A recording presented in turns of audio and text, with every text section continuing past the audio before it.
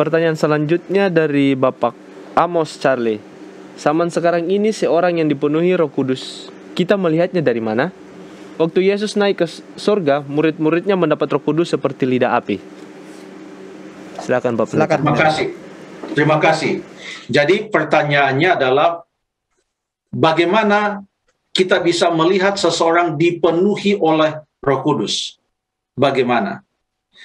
Mari coba kita buka Alkitab di dalam Kisah pasal yang pertama, karena pertanyaan tentang lidah api ini pasti dikaitkan dengan Kisah pasal yang pertama, Kisah 1, Kitab Kisah Para Rasul pasal yang pertama.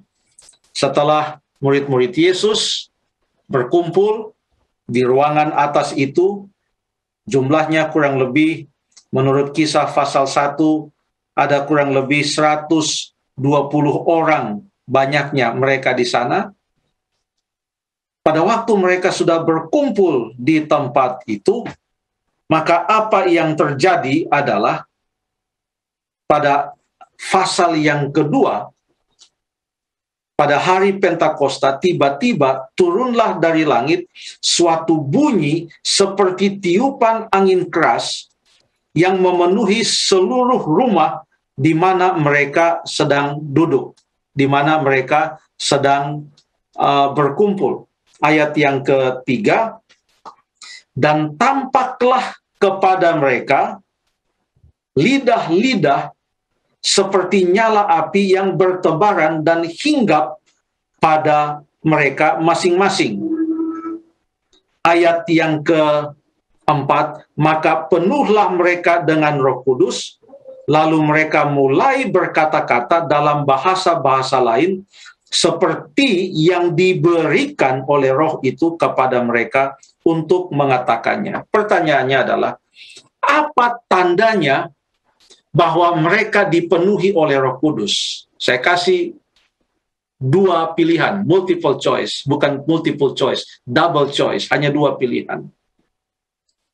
Yang pertama adalah, apakah bukti bahwa mereka dipenuhi Roh Kudus oleh karena lidah api itu turun dari sorga? Atau tanda bahwa mereka dipenuhi oleh Roh Kudus adalah pada waktu mereka bisa berkata-kata dalam bahasa-bahasa yang lain yang dikaruniakan oleh Roh Kudus, sehingga itu disebut sebagai bahasa roh. Tanda bahwa mereka dipenuhi oleh Roh Kudus bukan oleh karena lidah-lidah api itu.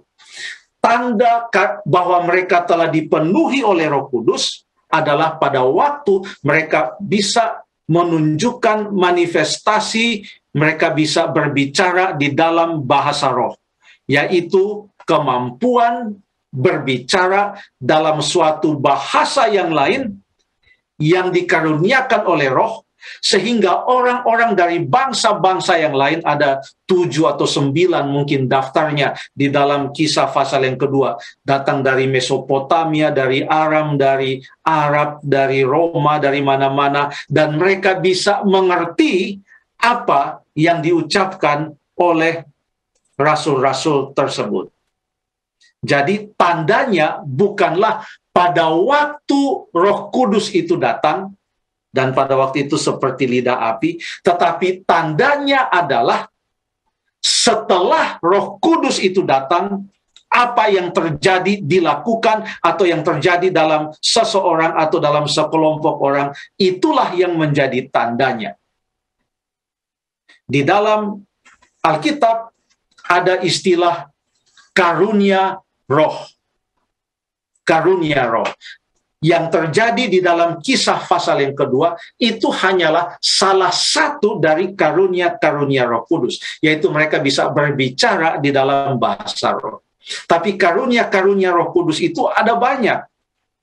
Dicatat di dalam Roma pasal yang ke-12, dicatat juga di dalam 1 Korintus pasal yang ke-12, dicatat juga di dalam Efesus pasal yang ke-4.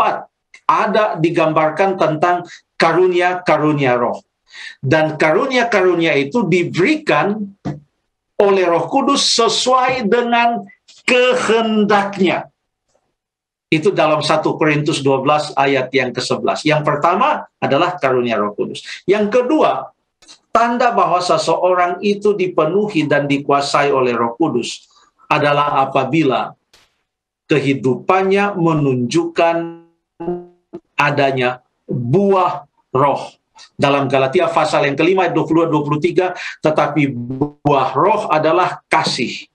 Lalu kemudian disebutkan juga tentang hal-hal lainnya, bukan hanya kasih, tapi ada keramahan, sukacita, kemudian panjang sabar, dan lain sebagainya.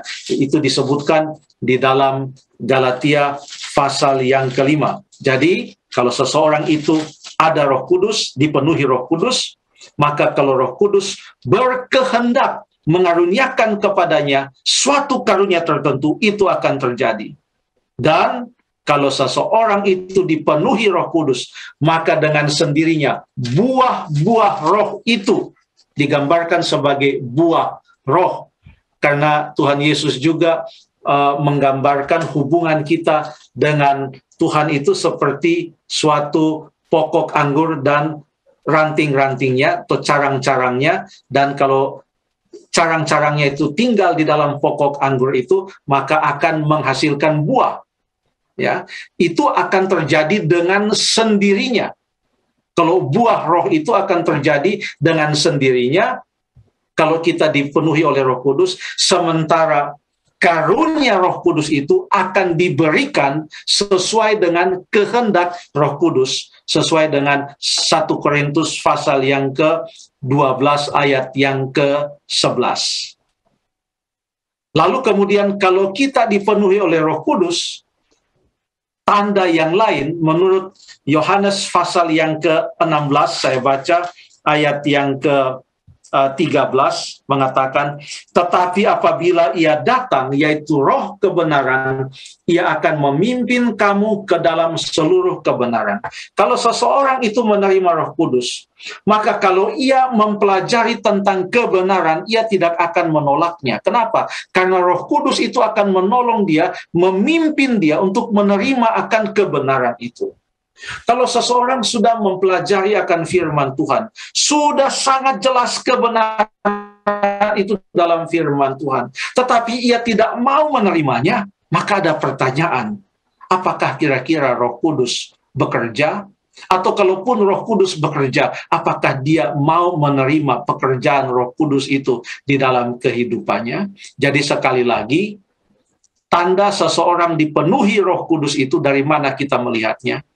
Itu dilihat bukan seperti lidah-lidah api itu, karena itu adalah proses datangnya Roh Kudus saat itu di hari Pentakosta. Tapi kita lihat dari apa yang terjadi setelah Roh Kudus itu diterima oleh seseorang. Tadi sudah disebutkan, Roh Kudus akan memberikan karunia roh, dan kita akan menghasilkan buah-buah roh, dan kita akan dituntun untuk melakukan akan kebenaran. Ya, mungkin saya tambah satu lagi lah, karena dalam Kisah 1 ayat yang ke-8 ini agak sedikit teknikal sifatnya. Kisah 1 ayat yang ke-8 mengatakan, tetapi kamu akan, ini tanda future tense yang akan terjadi, tetapi kamu akan menerima kuasa kalau Roh Kudus turun ke atasmu. Di dalam bahasa aslinya, kamu akan menerima, itu dalam bentuk yang akan datang, future tense. Kalau Roh Kudus menggunakan bentuk istilah teknikalnya adalah dalam bentuk aorist atau bentuk lampau, tapi dalam bentuk participle, bentuk lampau. Jadi kalau kita mau mengerti ayat ini, kamu akan menerima Roh Kudus kalau Roh Kudus sudah turun ke atas kamu dan kamu akan menjadi saksiku. Jadi itu akan terjadi setelah dia turun, bukan pada saat dia sedang turun seperti lidah-lidah api tersebut. Ya begitulah, mungkin saat ini cukup demikian. Terima kasih.